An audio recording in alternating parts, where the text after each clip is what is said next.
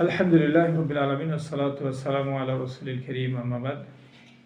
তো আলহামদুলিল্লাহ, আল্লাহ সুবহানাহু ওয়া তাআলা রোজাদার ব্যক্তিদেরকে কত মর্যাদা দিয়েছেন, কত সম্মান দিয়েছেন। আল্লাহ জান্নাতের মধ্যে একটা দরজাই বানালেন, বাবুর রাইয়ান। শুধু এই দরজা দিয়ে রোজাদার ব্যক্তিরা জান্নাতে প্রবেশ করবে, মানে ভিআইপি একটা দরজা। সুবহানাল্লাহি বিহামদি।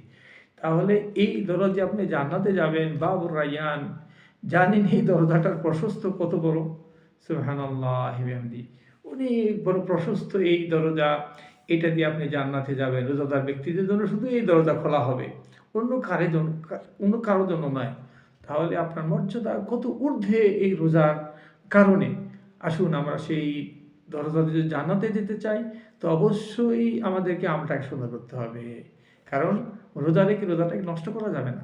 এই যে আমরা বিভিন্নভাবে টেলিফোনে বিভিন্ন কথা বলি, কারো সমালোচনা করি, কারো বিরুদ্ধে বলি, কাকে গালিগালাজ করি, বা বিভিন্ন গীবত শিকায়ত করি, মিথ্যা বলি, রোজা হবে না। আপনি আর জান্নাতে ওই দরজা যেতে পারলেন না, শুধু রোজা থাকলো, রোজার কিছু কাজ